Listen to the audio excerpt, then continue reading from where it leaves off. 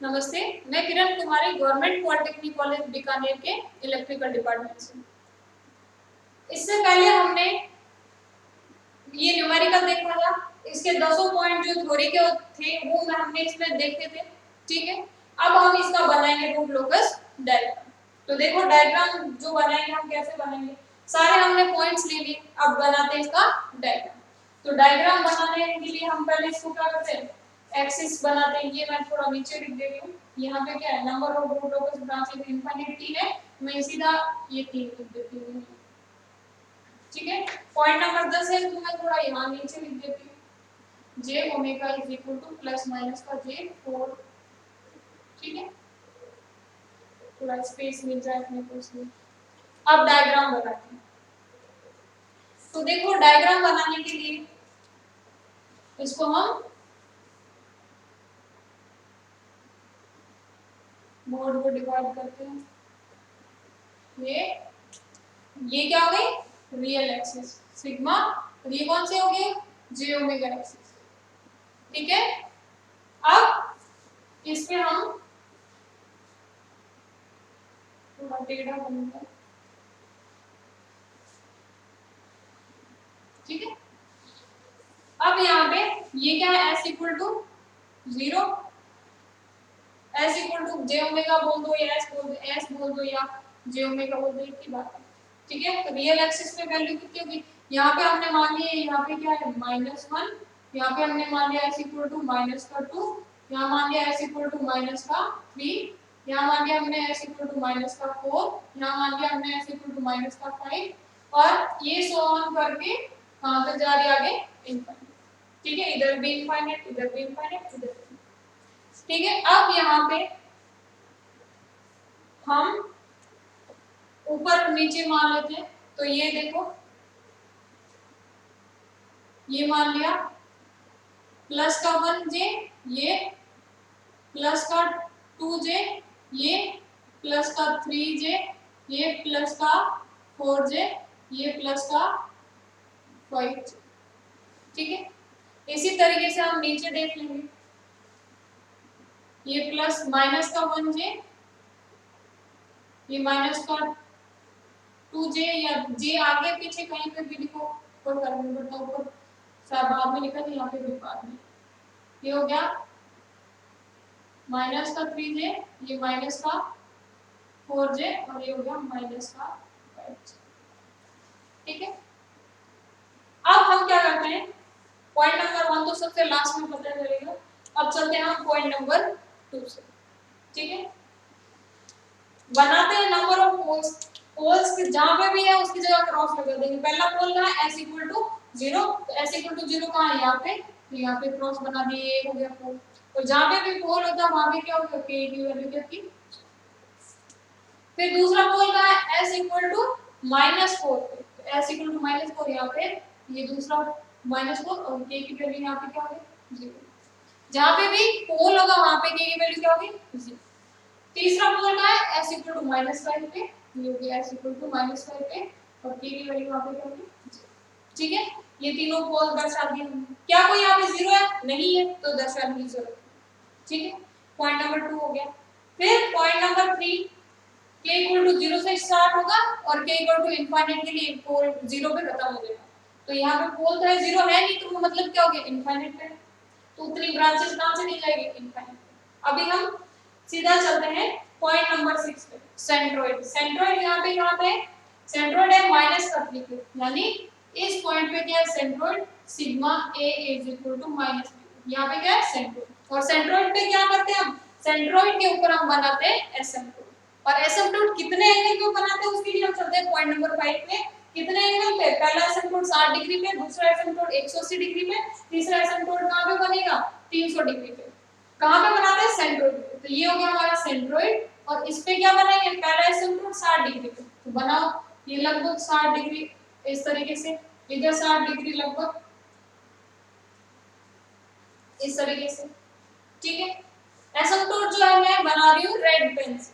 तो ये एसिम्प्टोट बना दिया मैंने A1, और दूसरा एसिम्प्टोट कितना है, 180 डिग्री। तो यहाँ से चलो 180 डिग्री, ये हो गया 180 डिग्री, ये एसिम्प्टोट नंबर 2।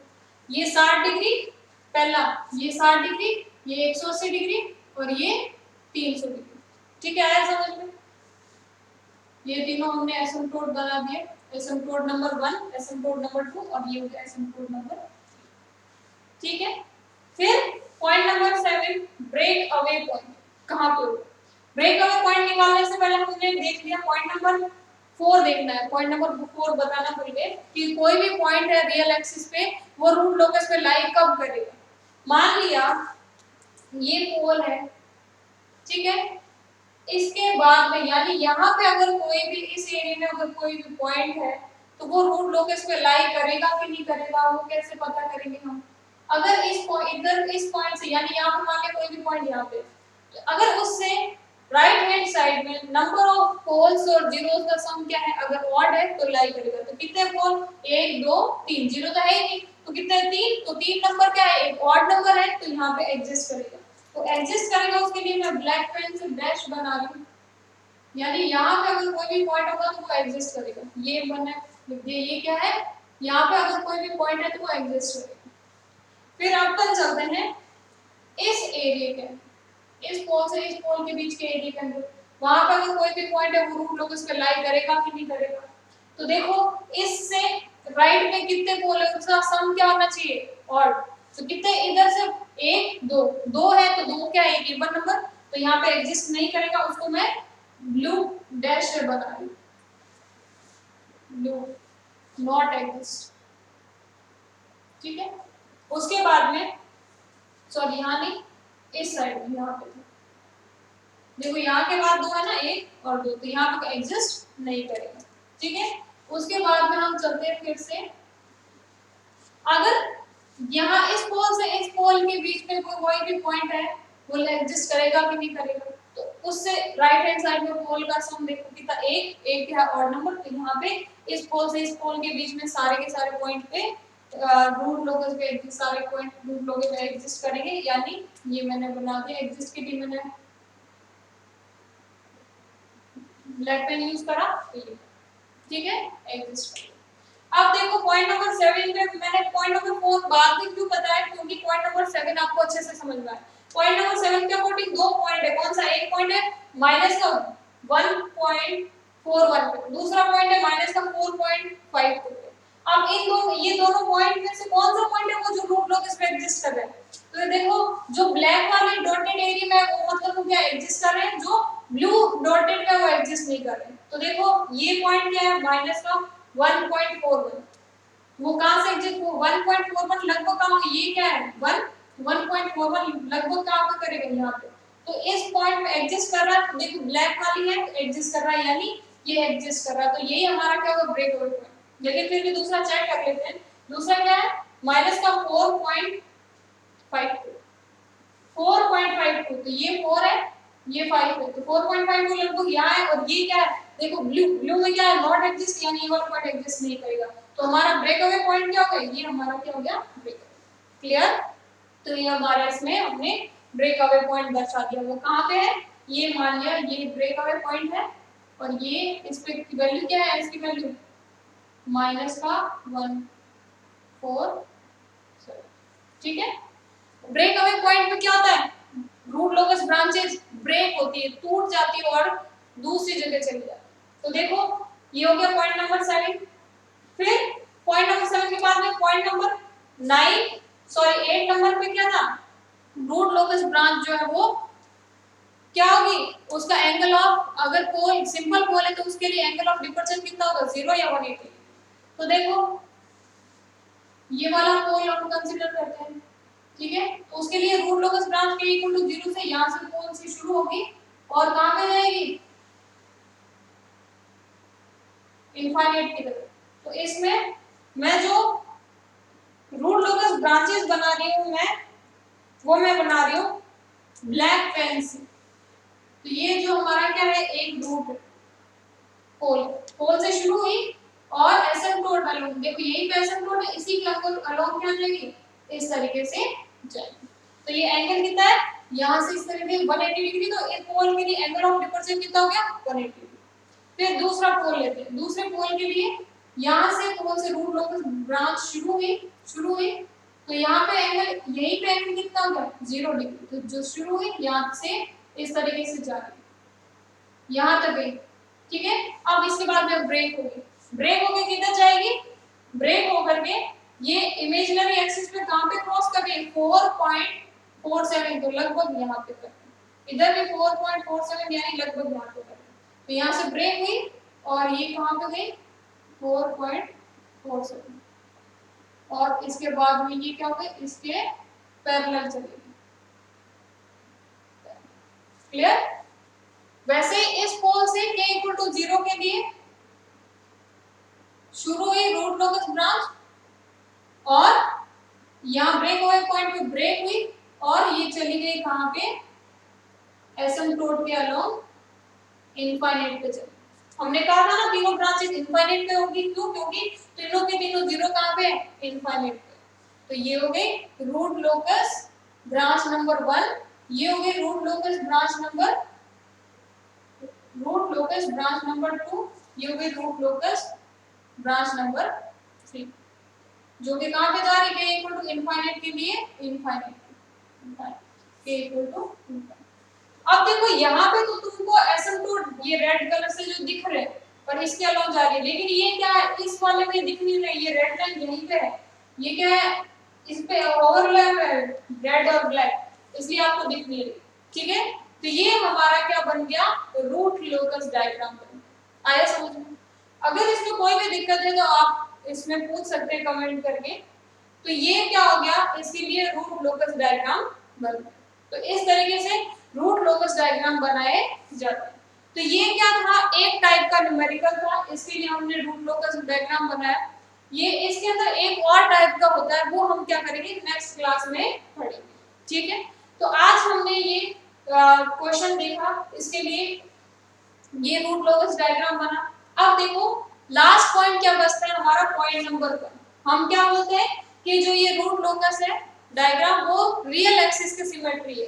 रियल एक्सिस की सिमेट्री है मतलब क्या हो गया, ये रियल एक्सिस है तो इसके ऊपर हाथ रखो, इसके ऊपर का और नीचे का डायग्राम सेम होना चाहिए, कॉपी होना चाहिए। यानी अगर अपन ऊपर वाला पकड़ रहे हैं तो नीचे जो है उसकी कॉपी होनी चाहिए। तो देखो क्या कॉपी है, क्या देखो ये हो गई, इसके ऊपर जो है सेम का सेम डायग्राम नीचे, ठीक है, सेम टू कॉपी डायग्राम नीचे। इसीलिए हम क्या बोलते हैं, इससे ये प्रूफ होता है पॉइंट नंबर 1 कि जो रूट लोकस डायग्राम है वो हमेशा क्या होगा, रियल एक्सिस के सिमेट्रिकल होगा, ठीक है।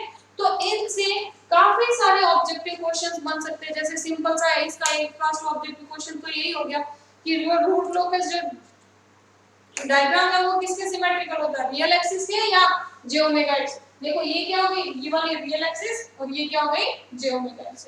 तो किसके सिमेट्रिकल होगा, रियल एक्सिस के, ठीक है।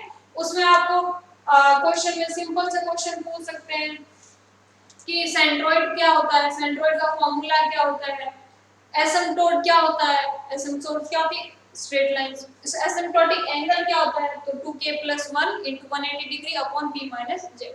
सेंट्रोइड का फॉर्मूला पूछ सकते हैं तो वो निकाल सकते हैं, या आपको ये क्वेश्चन दे देगा और उसमें बोल देगा आपको इसमें सेंट्रोइड की वैल्यू निकाल, तो निकाल सकते हो। सेंट्रोइड की वैल्यू निकालने के लिए आपको ये पोल निकाल लिए और इनका रियल पार्ट का सम कर दोगे और जीरोस यहाँ पे 0 है तो p - z, यहाँ पे तो 3 - 0, तो यहाँ से ये करोगे तो माइनस का 9/3 तो 3, तो यहाँ से ये निकाल सकते हो। ये इतना सा क्वेश्चन ऑब्जेक्टिव के अंदर आ सकता है और ये काफी बार क्वेश्चन पूछा जाता है सेंट्रोइड निकालने का, ठीक है।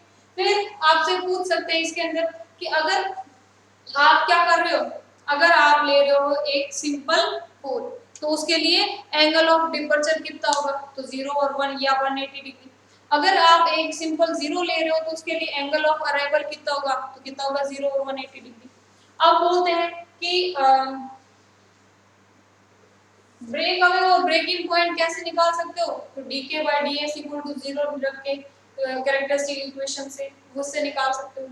और या आपको सीधा दे दिया जाएगा ये क्वेश्चन, बोल देंगे ब्रेक अवे या ब्रेकिंग पॉइंट निकालो, आराम से निकाल सकते हो प्रोसेस से, ठीक है। फिर आपसे कॉम्प्लेक्स पोल या 0 के लिए आपको एंगल ऑफ डिपर्चर का फार्मूला पूछ सकते हैं, वो आपको बता दिया गया है पॉइंट नंबर 9 के अंदर। उसके बाद में इसमें से क्या क्वेश्चन बन सकता है कि रूट लोकस जो है वो एक कौन सी टेक्निक है, तो ये क्या है, एक ग्राफिकल टेक्निक है। फिर ये पूछा जा सकता है कि रूट लोकस से क्या फाइंड आउट करते हैं, तो इससे भी क्या करते हैं, हम सिस्टम की स्टेबिलिटी को बताते हैं। ठीक है, तो ये इस तरीके से बता सकते हैं।